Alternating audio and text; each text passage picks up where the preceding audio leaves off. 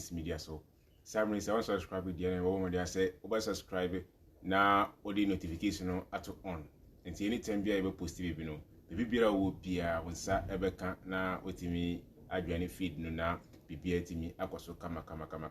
The show boss Ends Media there. Bibia better from bia bibia be bro be update you bibia sports mu bibia mu. Ya yenua ba ko ona obo Asante Kotoko. Ana okopie mu o Algeria.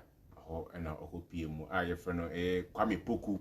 Yes, our Ghana Premier League in na upon home modern pa obi say obia ni mu no mo yes sports lovers no muni mu no na ene yene ne betwetwe nkomo o Ends Media ye Kwame ewa homa no so nti ye ntwembe na ine ntwetwe nkomo na Kwame bibia bako de na do bia bako na mo so okay Kwame na ufi Ghana ko Algeria say America kra abam na oko Algeria League ni mu ni Ghana we say wabo Ghana League akobo Algeria League no so nti wokoyo na niema ba ko mini be na hu wo Algeria League ni mu a ode betutu Ghana hu say okay we ewenim esin we o say so far so good say Algeria League no anya bad at all say who rank one of the best leagues in Africa say which means the 5 I want to for Algeria League in count say me ko no me see anya ma be awo say maybe a player na nka sama teammate for me personally in terms of personality, you know, the menya that we know what they are not called. And again, also the boost me moral and confidence level as I'm talking to you now. In terms of Algeria League, no call it's changing how we grow. Okay, fine. Now maybe say a dance super and a dim out of one. Well, I find difficult, you know, a language, you know, one. And say my finding problem by a language, you know. And to everything we be on, so the problem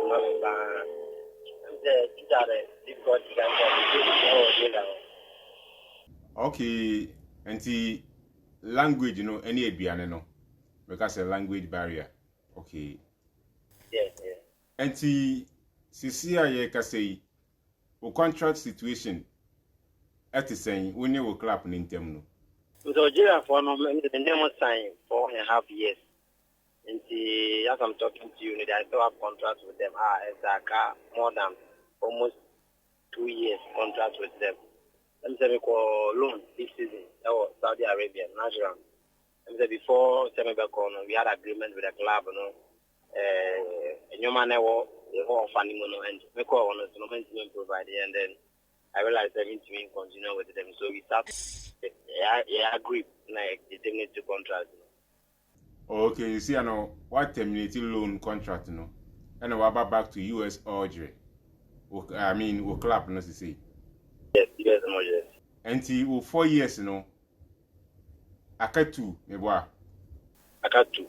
And see, I know, o contract now, I cut 2, no. Only when your advance stock be say over to us, so, and now say, what trend say, years, no, every year now, what baby after. Let me say, me call you know, I'm going for one African player be shame foreigner. And the Algeria League, you know, so I'm really say I was a foreigner, you know, in every team maximum year 2. Is that just say, me call loan, I'm going for be shame, me buy no, into me at that moment, you know. So it's better say me call loan, or I have to still train with them. I be go there and then receive from them. And you know, I know my man. I said that time is not window, so close. So now. As a baby, so have to, come back home and then train for some time. I can decide to still train with them, but I decided to know, maybe okay, let me come back home and then see from there. And see, you're in Sembi, and near you know what idea, so we clear in from MIA. And you know, Cressa, when you former team Kotoko, aiding common for Oriton. Oh, yeah, Kotoko, I went in because of protocol, Ghana, because after long contract termination, and I am contact friend personally. No, even before going to Saudi, the crown of a and I remember how it is opportunity now about there, and then you will not waste much time. If you remember Ghana, and then we'll try and make things work out there. You will go to that, not to ask for protocol. And coming back to Kotokono. Sammy, your friends, and one Casa Aqua Nimu could do how many percent? The possibility of coming back, no? Percentage, you're saying? I'm say almost 80%. Okay, 80%. Inti Sierra Akabe 20% pe na wadwene kotoko. Enema be na aka contribute to that 20% na ansa na wotimi edu 100% of dwene kotoko. I'm say Nigeria club no. I'm say no more some offers bi so e wo ho de mama. Inti na omo consider the best out of the available offers, no more consider best. Let me being a player, I mean, I'm personally say no. I want to come back from Nanga. Kotoko, MLS to us. And then almost look at kind of no, I should hold on for some time. See, I'm over some days and then the best decision will be made.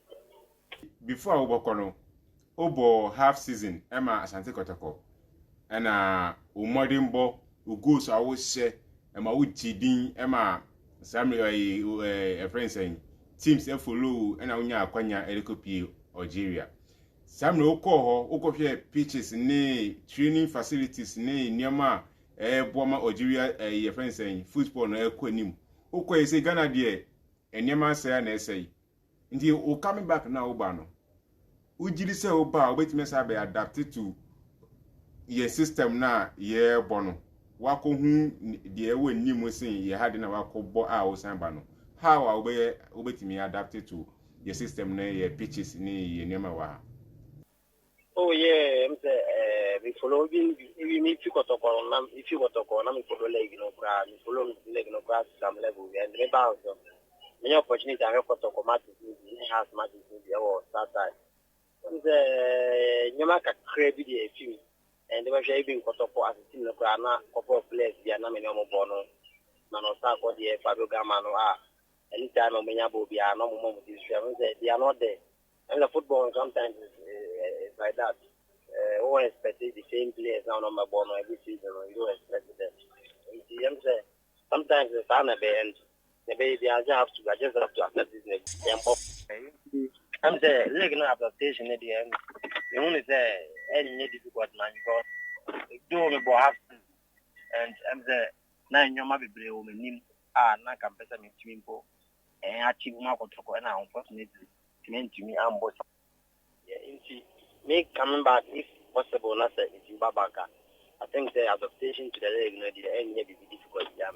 Kwame na ufi eye Ghana oko ye mu salary a yetiamu eho endie eni to Ghana de ho oko ye etime ka say 2 years ni enwemo mu ti say in terms of salary compared to Ghana. Oh yeah, I'm saying they make a charge for one job because it's on Oshe. We are Mutia, Ekana, and then she said, Ghana leg, and so on. When about the Gramba, I'm feeling I'm going to cannot bet me great, and I'm feeling back. I get me, wait me great, and I'm feeling. Oh, debut train. Not just say, 1 month ago, you bet Tiaono. Wait me the whole year. What's my feeling? I'll be okay. Kwame Tobo. Can ocha 1 month salary our Algeria no football mono. So we opia OEM management year obeti made in the whole year I won't found sanka usike bia. Sana person ukache. Oh yeah. Let me say now salary is mine. Like I pay on salary. 5 months.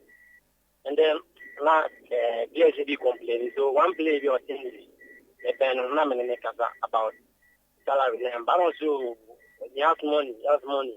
Even 1 month salary require the whole year even go salary number quite hard in there and it should be even somebody hard because and the when you be I spend I think that you can spend like 60,000 Ghana cedi within a year. I think that over to me, with my spend child. I have been over to Naka.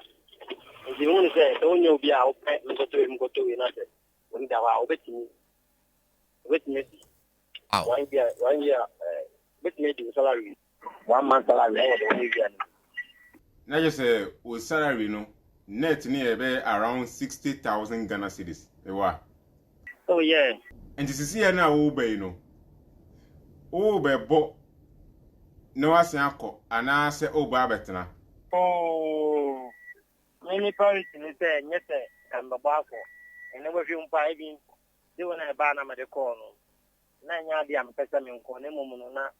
Abrabo sometimes. I want to Now pesa obako Algeria no. Yeah. I mean, I'm the Senegal because now supporters in the Green, Momo Mudia, no man make us about 7 men. And I mean, I'm a one and I'm a cover. And then now, why I was Senegal. Nti edo a wo makotoko sa ntina even sa huge amount ne buy kwa na won pese ubako. Oh yeah, me confirm catch on the Senegal. Me confirm catch on the Senegal. But I'm say later on na you are na intention be to airport no. Maybe na me am place na ka dem no. Me ko na life. And na ko no ni me no e manemba. Say the protocol ana protocol me ba dia flipe mo no et na sa ba al protocol. E bi kama para o so kwa. E me ko ya we place ndi no come advice no. Meti se nana ya waponsa kura pa wo chew sa kura nsa na wo gi atum se ubako. No kura be na wo. Oh, you need to buy it na ya akosan kasa de ye ndingo mo personal. Nemo no na ye aka we na na mo ne me kasa. Nemo no na ka de mi nya. I say enti ohwa Ghana de yi a wo san be boy. Obetimi abo odi ayeye. Obo Ghana ngwa. Ani. Enti ya de with my bo to kwa yi. Sana no. Because me tata no na I'm saying before the na ya on the bano. Na moto ko salary no na nya ba de na ya on ba no. On Sunday increment because of time salary never jump this man. I'm just to go there me ada class ni dia class ni bon je ni mu no. Moto ko pena ma bo en. Eti na ka jo so ko only club about it nya po. Ya yo Ghana. Kotoko is the only club obetimi abo ede ye Ghana. Okay, enti kwampoku odo awo ema Asante Kotoko. Enti sa Algeria fo ye di sika pruduo ba ye kwa no mpesa oboko. Omo kan sa ansa na woko. But o kono o hye ombo say even uboko kra na dachi bi no. Obesa aban babo Asante Kotoko. Ampa wako o san ba. Me sure supporters no. Tina woni omo tina yie enti no. Ombesa ajo asumdwe mu. Nyame nka ho ne bra ne betimi bebo na Ghana le bebo ma Ghana league nso enyefe. Yebesa ni wa kasa biom. Yeda ase. Bushafo Samle former Asante Kotoko striker Kwampoku na yene ne hwehwe nkomo no. Mo awoti wasum se osan ba into the Ghana Premier League. Oba gidigidi pa.